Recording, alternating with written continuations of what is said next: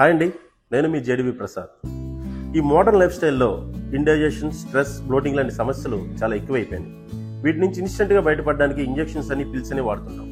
కానీ అవి తీసుకోవడం కంటే రోజు రెజర్వేట్రాల్ డ్రింక్ తీసుకోండి.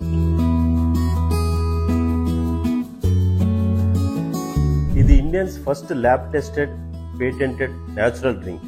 ఇందులో rich antioxidants and plant extracts ఉంటాయి. బెనిఫిట్స్ ఏంటంటారా?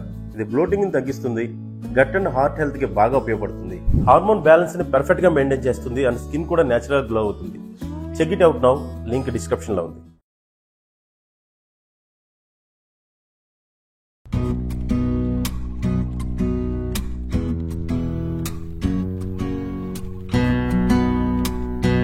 రాజా, మనకి ఈ ప్రాజెక్ట్ వస్తుందంటవా? ఒకసారి గట్టిగా క్యాకెస్ చూడరా, వస్తుందో రాదో తెలుస్తుంది. నీకు అసలు సీరియస్నెస్ ఉండదా? క్రింజ్. నీకు ఇంకా ఎటకారం పోలా. అయినా క్లయింట్ ముందు ఇంత హంగాం చేసాం కదా, వస్తుందా రాదని డౌట్. నీకెందుకు వచ్చిందా డౌట్? అంటే క్లయింట్ అవుట్ ఆఫ్ స్టేట్ కదా, మనం ఇక్కడ ఎంత ట్రాకిల్ చేసినా అక్కడ వర్కౌట్ అవుద్దా లేదని డౌట్. ఒక స్టేట్ లో ఫేమస్ అయిన ఉచిత పథకాలు వేరే స్టేట్ లో అనౌన్స్ చేయట్లేదా? ఇది కూడా అంతే. అయినా పొగిడితే పడిన ఆడలంటే ఎవరుంటారో చెప్పరా? మన కుర్రోళ్ళు చూస్తే కూడా చాలా డౌట్ఫుల్ గా ఉన్నారు కదా. నువ్వు పెద్ద కాన్ఫిడెంట్ గా ఉన్నావు. మరి బిగినింగ్ లో అలాగే ఉంటది లేరా. వన్స్ ట్రాక్ ఎక్కేసిన తర్వాత 13 బోగీలు అయితే ఏంటి, 21 బోగీలు అయితే ఏంటి? అలా చీప్ గా కాఫీ తాగే బదులు ఇదిగో మన కొట్లో చేసి కరెక్ట్ తాగండి. అయినా నిన్ను లోపలే ఉండమన్నాను కదరా, ఇక్కడికి ఎందుకు వచ్చావు? చేతులు సరిగ్గా ఉండడం లేదన్నా. రోజుకి వేల మందికి టీ ఇచ్చే చేతులు కదా, దొరకొచ్చేస్తుంది. దోల చేతులు ఇరిసేస్తాను. అందరినీ ఒకే దగ్గర ఉండమన్నాను కదా. ఏంటి రాజా అలా అంటావు? చిన్న సెటప్ అంటే గెటప్ మొత్తం మార్చుకుని వచ్చాను. పెద్ద కలెక్టర్ యూనిఫామ్, మరి పైన కాఫీ చొక్కా, కింద టీ మార్కులు తెలిసిపోయిన ప్యాంటు. ఇదిగో నువ్వు వేరే ఇన్సల్ట్ చేస్తే వెళ్ళిపోతాను నేను ఇక్కడ నుంచి. అలా కాదురా, ఇప్పుడు నీకు కాఫీ ఆర్డర్ చెప్పి టీ అడిగితే ఎలా ఉంటది? మొఖమే టీ పంపేయాలనిపిస్తుంది. మరి నువ్వు చేసిన పని నేనేం చేయాలరా? యాసిడ్ పంపాలా? అదేంటి రాజా అలా అంటావు? లేకపోతే నేను పిలిచింది దేనికి, నువ్వు చేస్తుంది ఏంటి? పోనీలే రాజా, క్లయింట్ ఎలాగో వెళ్ళిపోయింది కదా.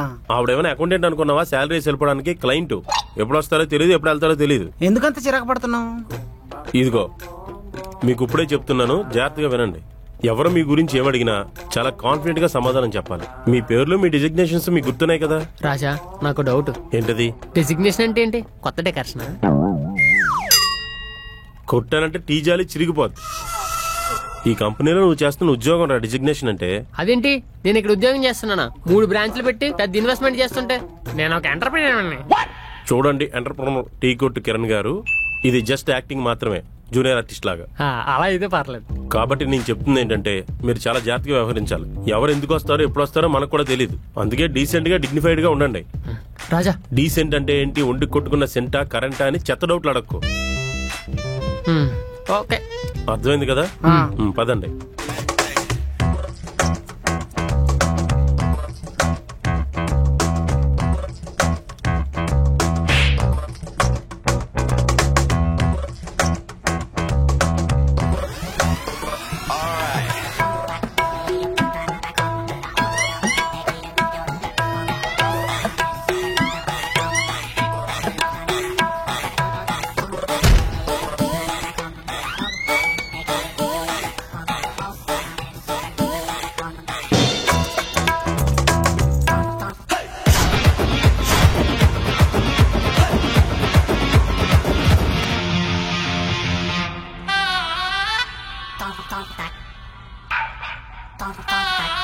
బ్యాక్ డోర్ నుండి వచ్చావా?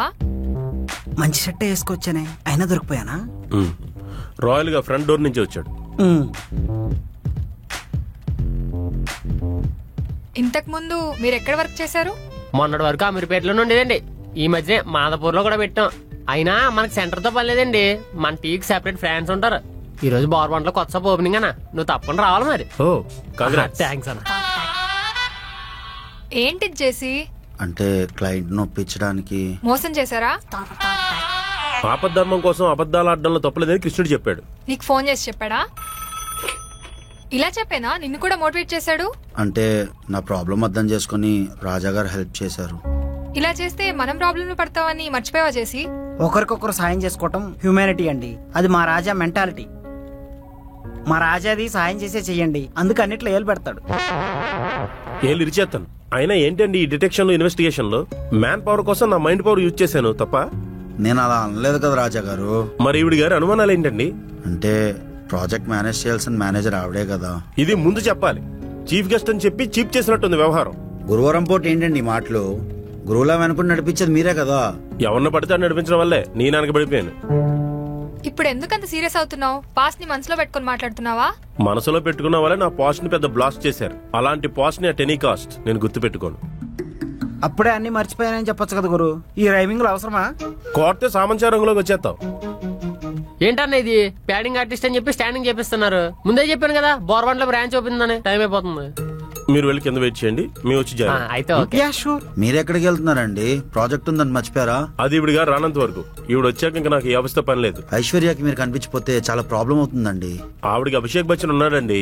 మాకు కూడా ఇక్కడ కొంతమందిని చూస్తే మండిపోతుంది. JC, I'll be in conference hall. మీ బుజ్జగింపులు అయిపోతే ప్రాజెక్ట్ గురించి మాట్లాడాలి. మేము కూడా కుక్కర్లో రైస్ పెట్టుకోవాలి. పదరా కిట్టు. కొత్తగా రైస్ ఏంటండి? క్యాంటీన్ ఉంది కదా. ఎవడ రిక్వైర్మెంట్లు అడుకుంటాయి. అంత పెద్ద మాటలు ఎందుకండి? నన్ను ప్రాజెక్ట్స్ ఇచ్చేయమని ప్రాజెక్ట్ అంతా ఆవిడ చేతిలో పెడతారంటండి మీరు. అంటే ఎక్స్పీరియన్స్డ్ క్యాండిడేట్ కదండి. అంటే మేము కాదా? మా ముందే అందరూ ఎదిగారు. ఆ విషయం మర్చిపోకండి. ఇది ట్రూ. చుక్కలు ఎంత మెరిసినా అది సూర్యుడు వచ్చే వరకే రాజా గారు. అంటే ఏంటి? సూర్యుడు ఎంత ఉదయించినా అది రాత్రి వచ్చేంత వరకే అని ఇండైరెక్ట్ గా చెప్తున్నారా? ఈ ప్రాజెక్ట్ కావడెంత అవసరం మీరు అంతే అవసరం రాజా గారు. నా కోసం ప్రాజెక్ట్ సెట్ చేశారు. అలానే ఈ ప్రాజెక్ట్ ఎవరికి కొంచెం సపోర్ట్ చేస్తే. ఇక్కడ ఏడిసి ఏడిపోయేదో ఆ పిల్ల దగ్గర కూడా ఏడు. అప్పుడు మనం బీరు బాటిల్ కాదు బెయిలీ బాటిల్ అని అర్థం అవుతుంది. అంటే పిలుపు నీ నుండి కాదు అక్కడ నుండి రావాలి. అది కూడా మీరు లేకపోతే నా వల్ల కాదండి బాబు అన్న రేంజ్ లో ఉండాలి. అంతే కదా. నేను మాట్లాడతా రాజా గారు. ఏంటి గురు జేసీని చెడు కూడా ఆడేసావు? ఈడుతో ఇలాగే ఉండాలిరా, లేకపోతే మనల్ని నాడేసుకుంటాడు. నన్ను చూసి తట్టుకోలేక కోపంతో వెళ్ళిపోయాడా? మీ నుండి పిలిపొస్తానే తిరిగి వస్తానో అబ్లిగేషన్ పెట్టి వెళ్ళిపోయాడు. ఓవర్గా లేదు. సిచ్యువేషన్ బాగాలేదు సుప్రియ. నాకు ఈ ప్రాజెక్ట్ చాలా ఇంపార్టెంట్. ఈ ప్రాజెక్ట్ లేట్ అవుతున్న కొద్దీ బంగారం రేట్ పెరుగుతున్నట్టు మా ఆవిడ బర్ణం పెరిగిపోతుంది. అలా అని ఇలా ఎవరిని పడితే వాళ్ళని ప్రాజెక్ట్ లో కూర్చోబెడతా అంటే ప్రాబ్లం అవుతుంది చేసి. ప్రాజెక్ట్ తీసుకొచ్చిన వ్యక్తికి ఇలాంటివి మేనేజ్ చేయడం ఎంతసేపు చెప్పు. నువ్వు ప్రాజెక్ట్ చూసుకో చాలు. ఇది ఎలా డీల్ చేయాలో రాజా చూసుకుంటాడు. ఇప్పుడు నన్నేం చేయమంటావు? రాజాను ఆఫీస్కి రమ్మని ఒక ఫోన్ కాల్ చేస్తే చాలు. అంత సీన్ లేదు. అలా కఠినంగా మాట్లాడకు సుప్రియ. మీకు ఏమనంటే బయట చూసుకోండి, కానీ నా కొడుకు మీద కొట్టకండి. సుప్రియ ఒక్క ఫోన్ కాల్. టెన్షన్ పడకు, అతనే మనల్ని వెతుక్కుంటూ వస్తాడు చూడు. ఈవిడేంటి అంత కాన్ఫిడెంట్ గా చెప్పి వెళ్ళిపోతుంది? రాజా, అమ్మాయితో నీకు ప్రాబ్లం లేనప్పుడు మనం ఎందుకు ఆఫీస్ నుంచి వెళ్ళిపోవటం? ఇండియా టీం అంటే ఇష్టమని చెప్పి క్రికెట్ మ్యాచ్ ఓడిపోతే రోజంతా గ్రౌండ్ లోనే కూర్చొని ఆడలేం కదరా. ఇది కూడా అంతే. ఆ పిల్లకి మనతో ప్రాబ్లం ఉందని తెలిసినప్పుడు అర్థం చేసుకుని వెళ్ళిపోవడం మంచిది. ఆ పిల్ల నీతో ప్రాబ్లం ఉందని చెప్పిందా నీకు? అదేరా కామన్ సెన్స్ అంటే. చెప్పినంత వరకు తెచ్చుకోకూడదు, మనమే అర్థం చేసుకుని సైడ్ అయిపోవాలి. నువ్వు చాలా టూ మచ్ గా ఆలోచిస్తున్నావు గురు. అయినా ఇప్పుడు నీ ప్రాబ్లం ఏంట్రా తగ్గించుకుంటున్నావు? అంటే మీ జంట చూడటానికి చాలా బాగుంటుంది. వాళ్ళ ఆయనకి తెలిస్తే చాలా చిరాగ్గా ఉంటది. పెళ్ళైపోయిందంటావా? అందరికి స్వీట్లు పంచినట్టు పెళ్లి కార్డులు పంచి మరీ వెళ్ళింది కదా. అంత ఈజీగా మర్చిపోయి పెళ్లి చేసుకుందంటావా? మనం మాత్రం ప్రేయస్ రావి అంటూ వెయిట్ చేసామా? ప్రేమకు వేలాయారంటూ వెళ్ళిపోలేదా? నిజమే గురు. జీవితం అనేది సైకిల్ చైన్ లాంటిదిరా కిట్టు. బాగా నడవాలంటే అప్పుడప్పుడు గ్రీజ్ పోస్తా ఉండాలి, లేకపోతే జంకు పట్టేస్తుంది. అర్థం కాల. ఆ పిల్లదారా పెళ్లి చూసుకుంది, మన దారి మనం చూసుకున్నాం, ప్రేమించాం, పెళ్లి చేసుకున్నాం. మన రాత బాగలేదు, డైవర్స్ అయిపోయింది. ఆ పిల్ల అదృష్టం బాగుండి అమ్మాయి కాపురం నిలబడిందేమో. ఏంటన్నయ్య కాపురాలు గోపురాలని మాట్లాడుతున్నావు? మళ్ళీ పెళ్లి ఆలోచన వచ్చిందా? అది ఎప్పుడో చచ్చింది. నా పెళ్లికి చెల్లికి ఉన్న సమస్య కాశ్మీర్ సమస్య లాంటిది, అది ఎప్పటికీ తేలదు. ఇంతకే నీకేం సమస్య వచ్చిందమ్మా, ఎలా వచ్చావు?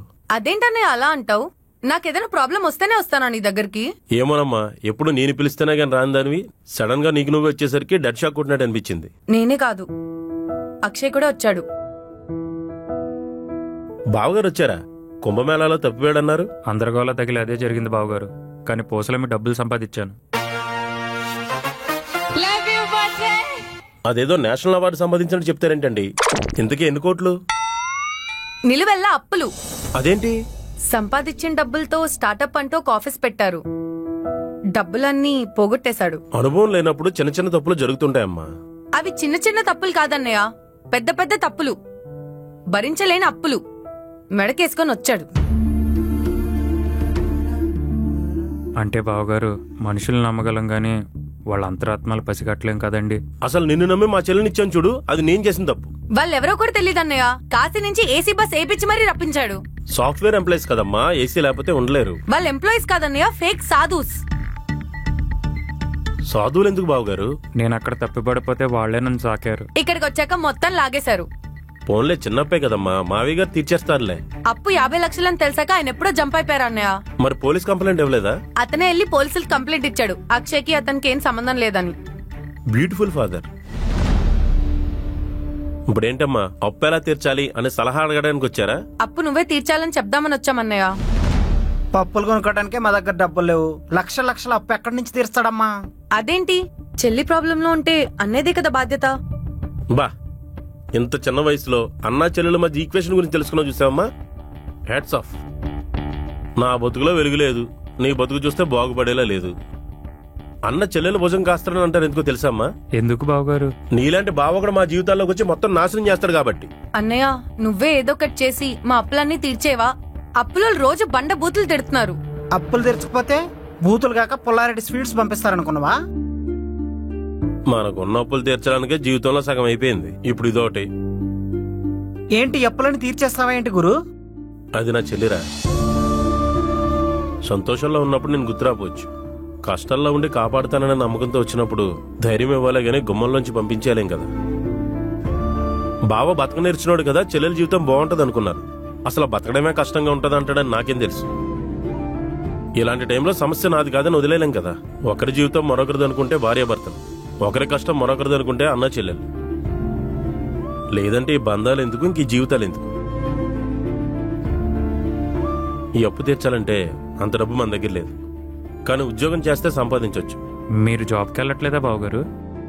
నేనంటుంది నా గురించి కాదు, మీ గురించి. అంటే ఏంటన్నయ్య, అక్షయ్ జాబ్ చేయమంటావా? చెయ్యక తప్పదని చెప్తున్నాను. అక్షయ్ ఒకడే కాదు, మనం ముగ్గురు చెయ్యాలి, అప్పుడే అప్పు తీర్చగలం. మరి జాబ్స్ ఎలా అన్నయ్య? దానికి ఒకడున్నాడు. మీరు అడిగినట్టు నాకు జాబ్స్ ఇవ్వడంలో అసలు ప్రాబ్లమే లేదండి. నాకు తెలుసు మీకు హ్యూమన్ ఎమోషన్స్ ఎక్కువని, అన్నిటికీ ఒప్పేసుకుంటారు. భరణానికి కూడా అలాగే ఒప్పేసుకున్నట్టున్నారు.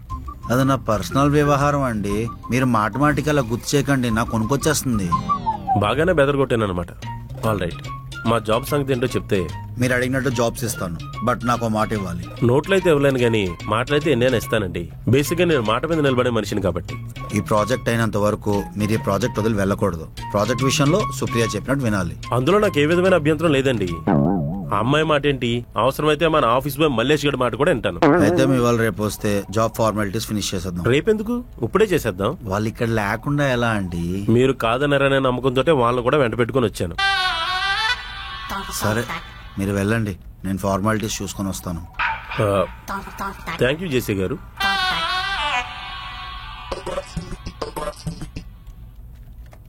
ఇద్దరికి జాబులు సెట్, బాధ్యతగా పనిచేసుకుందాం, బాధ్యతలన్నీ తీర్చేసుకుందాం. థ్యాంక్ యూ థ్యాంక్స్ బావగారు. అన్నయ్య. ఏంటి ఫ్యామిలీతో వచ్చావు? శుభకార్యమా? లేదు, ధర్మకార్యం. Me and my family into this jobs.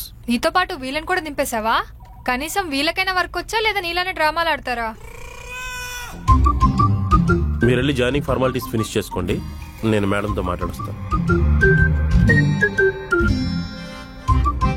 ఏంటి, నీ గురించి వాళ్ళకి తెలిసిపోద్దని భయపడ్డావా? పరిస్థితులు చూసి భయపడ్డాలో బాధపడ్డాలో నాకు తెలియదు. ఎక్కడైనా ధైర్యంగా నిలబడ్డమే నాకు అలవాటు. నువ్వు దేని గురించి బాధపడవు, అన్నిటినీ ఈజీగా తీసుకొని మర్చిపోవడం నీకు అలవాటని నాకు బాగా తెలుసు.